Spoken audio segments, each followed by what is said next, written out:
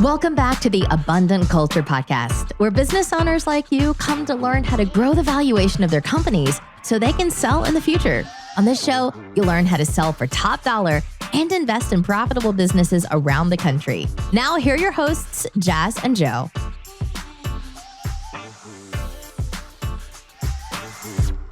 Welcome back to Abundant Culture Podcast. This week, Joe and I want to talk to you about our first business acquisition, the whole experience, what we've learned from it, some things that we're going to be doing differently as we move forward with our business acquisitions career. Because as you know, we've been searching for businesses the last couple of years, I'll say, and there's been a lot of lessons learned. So we'll talk about some of them here. So the first thing that I wanted to touch on was the working capital. So our first acquisition was a little coffee cabin in Highland. It's a part of a franchise. And while we were waiting on our first location to be up and running for our own coffee cabin, we had the opportunity to buy an existing franchisee's location because they were moving or whatever the case may be. So when we took over, I think it was the first day we got there and we realized that the old owners, they were taking things from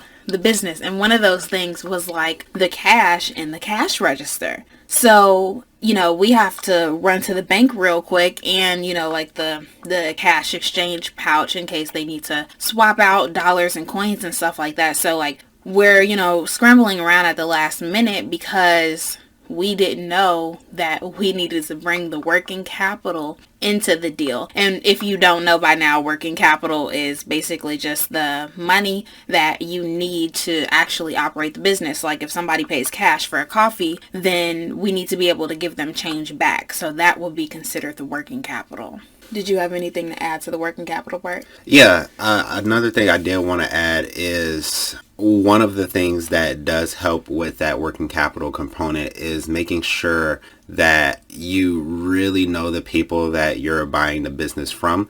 Because one, honestly, we should have, studied up or got advice from people who did business acquisitions before, but we didn't know anybody who did this before. But on the other hand, not only should we have been more educated, but also I do believe that, there are people who you can buy businesses from where, maybe you don't say that you need to keep a certain amount of working capital or tell them that they need to keep a certain amount of working capital in the business, but they will be just honest enough and have enough integrity to say, hey, you need this amount of money in the register, but I want that. So, you're going to have to go to the bank, but I'm going to give you a day to, or a couple days to work out that whole situation. But, or they may not know better, which I feel like was the case for us. Like they weren't super savvy business owners, so they didn't really even know how to sell a company.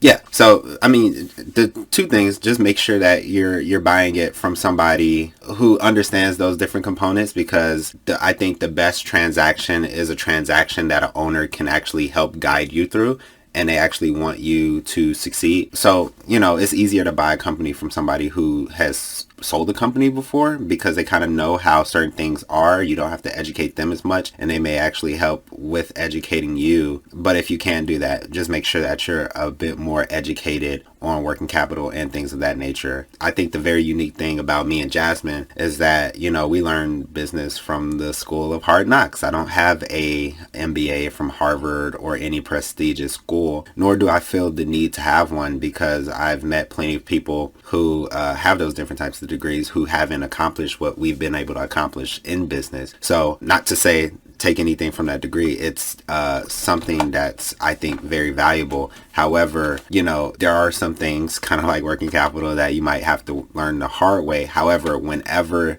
the opportunity presents itself to learn something an easier way as opposed to actually screwing up, definitely take that route. Yeah.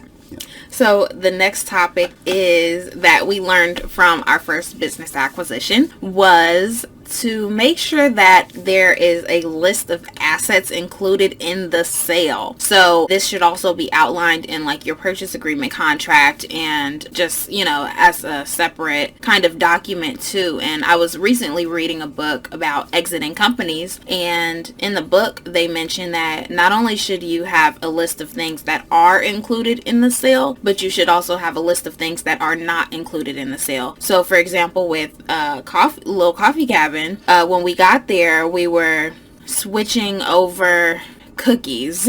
So there were a couple of the old cookies in the freezer. So like old owners, they just came and just took the cookies, and it's like, we could have sold them.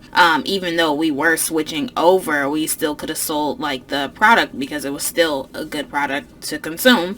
But they came back and they took them, kind of without us even really there to say anything.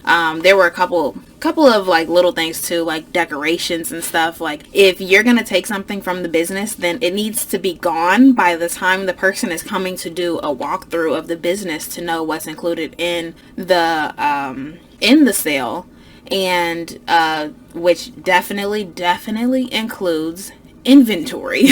Yeah. Have enough inventory. Yeah, any business that you would be looking at buying, in most cases, sellers don't even want the inventory. So a lot of times they'll be willing to sell all of the inventory to you anyway. And in any inventory that they don't want to sell to you probably won't even be there. So you won't even miss it. You won't know that it existed in the first place. So yeah, make sure you have that list of assets included in the sale, even if it is a stock purchase, because sellers, they can take things out.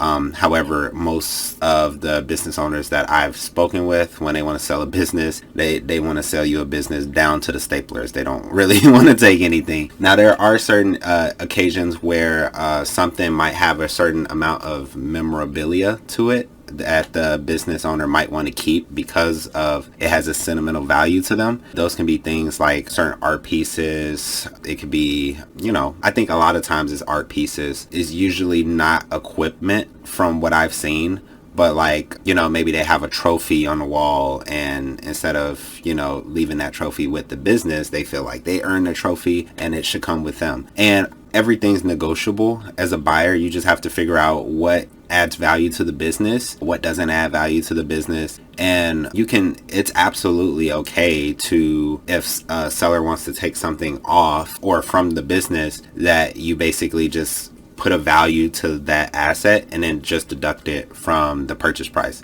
And if it's a small enough item, I don't think it would necessarily matter, but that's a way to go about doing it as well. So if the trophy is $300, let's say it's a really expensive one, then you would just deduct that $300 from the purchase price and, basically do business that way. Yep. And then we had a list of things to go over in the corner of our computer screen. But before we go on to the last one, I also wanted to talk about the transition period for, transitioning from the old owners to the new owners, because we also didn't really know anything about that. And at times, like with Little Coffee Cabin, I felt like when I was texting the old owners, I was kind of being like annoying or irritating, like maybe they didn't feel like talking to me or whatever. But if you're like me and you don't want to be a bother, then just have that outlined already. Like, you're gonna be here for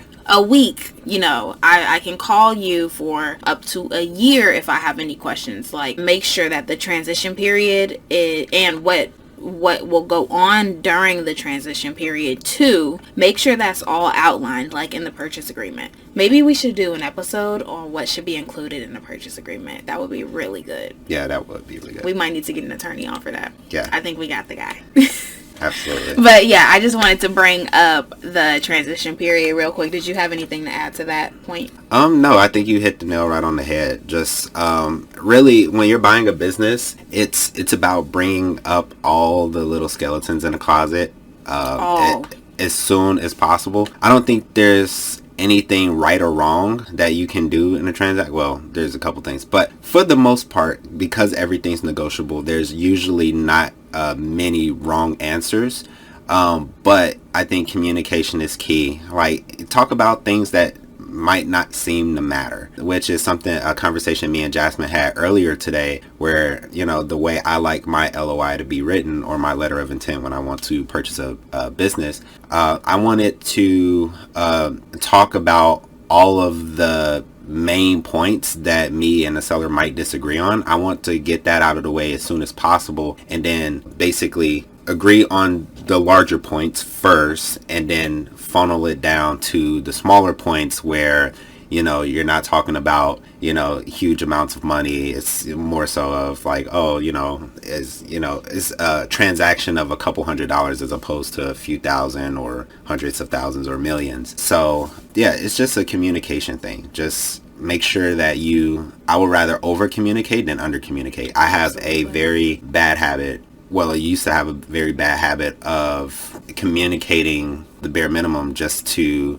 be straight to the point. But sometimes being straight to the point leaves out details. So and details matter. And details definitely matter.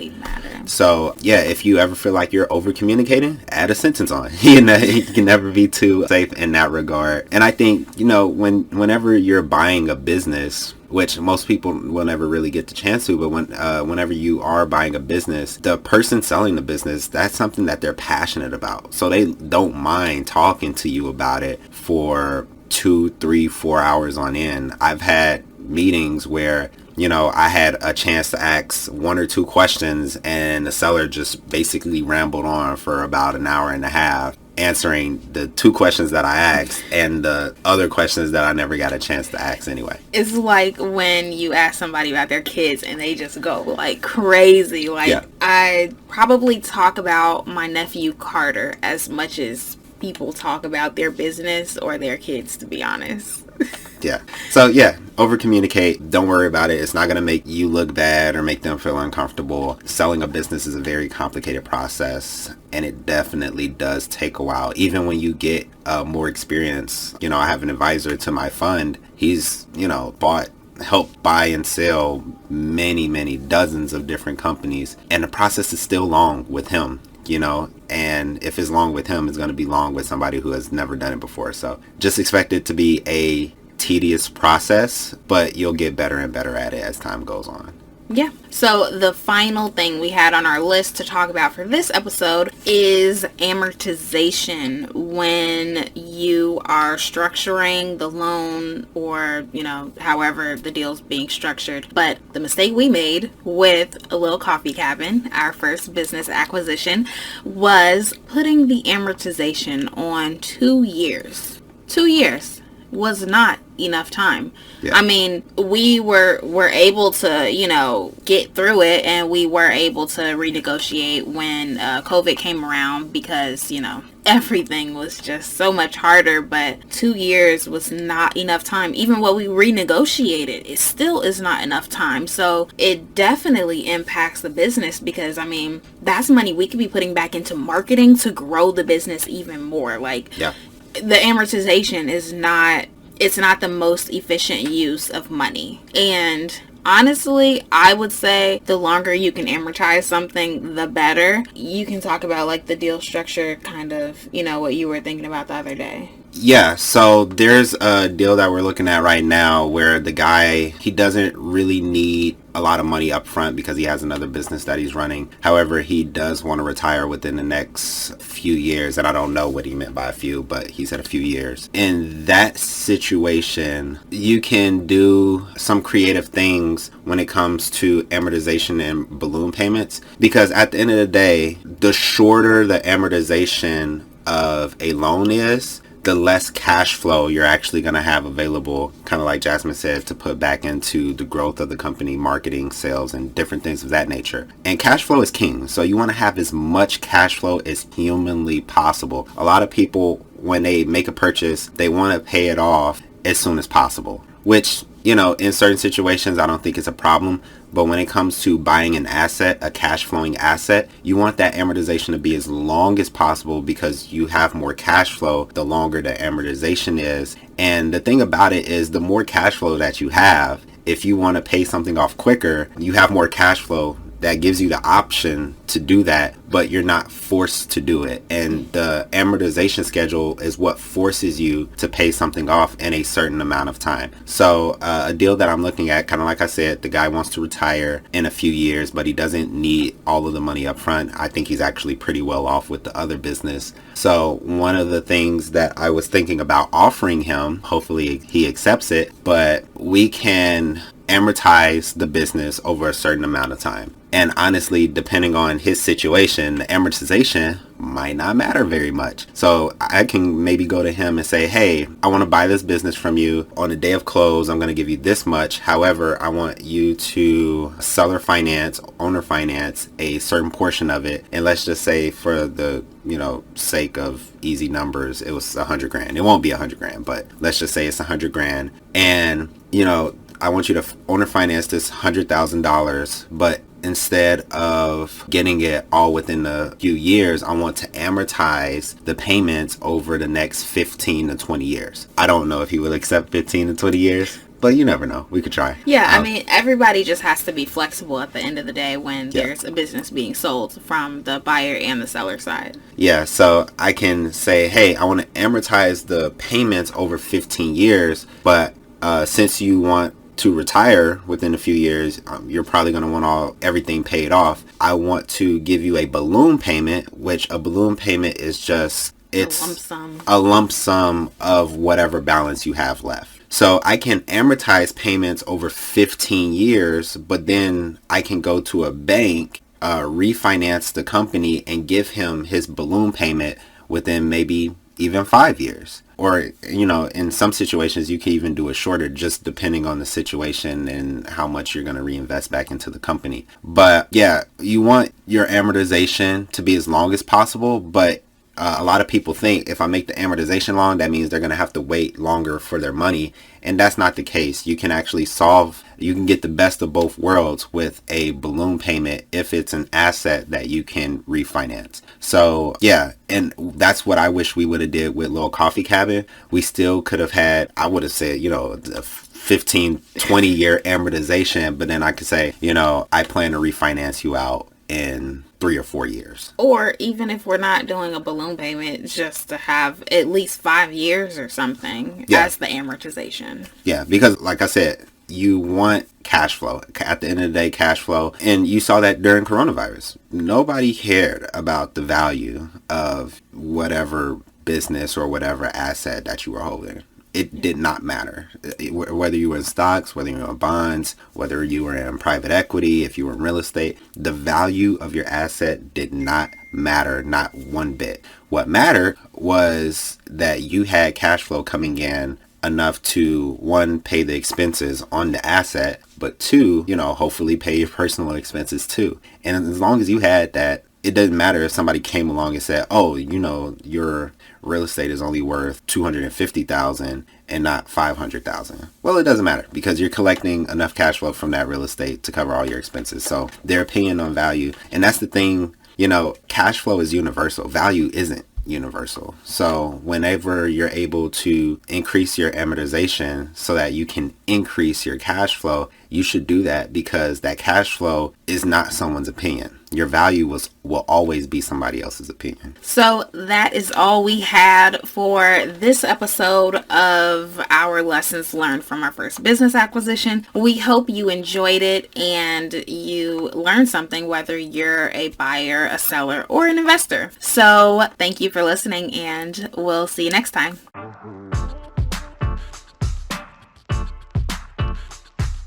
Thank you for listening to the Abundant Culture Podcast with Jazz and Joe. If you enjoyed this episode, make sure you subscribe, then leave an honest rating and review. And remember, we're ready to buy your business. So if you're ready to sell or passively invest in other small businesses, go to abundantculture.co for more information. We publish episodes every Friday, so we'll see you next week.